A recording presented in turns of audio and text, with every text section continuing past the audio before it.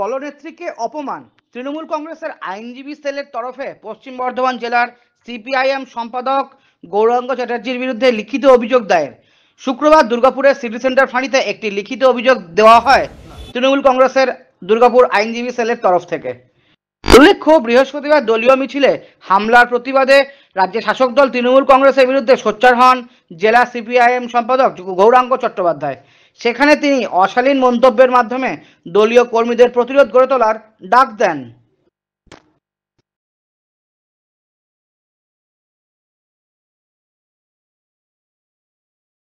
FIR করা হয়েছে।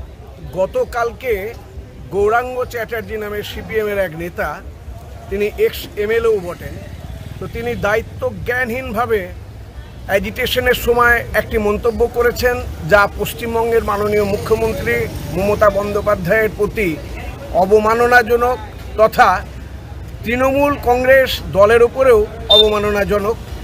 Not only that, তিনি প্রভোগ করেছেন পাবলিককে, পাবলিক পিস অ্যান্ড ট্র্যাঙ্কুইলিটি যাতে ক্ষুণ্ণ হয়।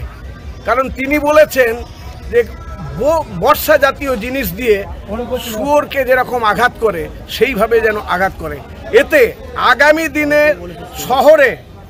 শহরে যদি কোনো রকম গোলমাল হয় তার জন্য পুরোপুরি দায়িত্ব থাকবেন এই গৌরাঙ্গ চ্যাটার্জি এবং তার দল সিপিএম।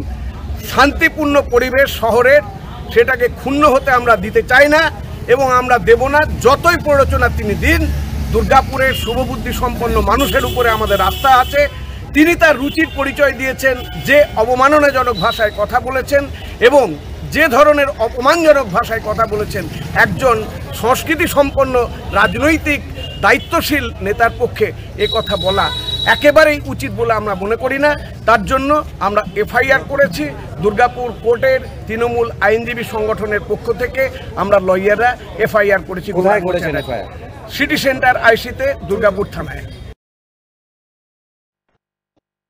দুর্গাপুর থেকে নিজস্ব প্রতিনিধির রিপোর্ট, নিউজ i24।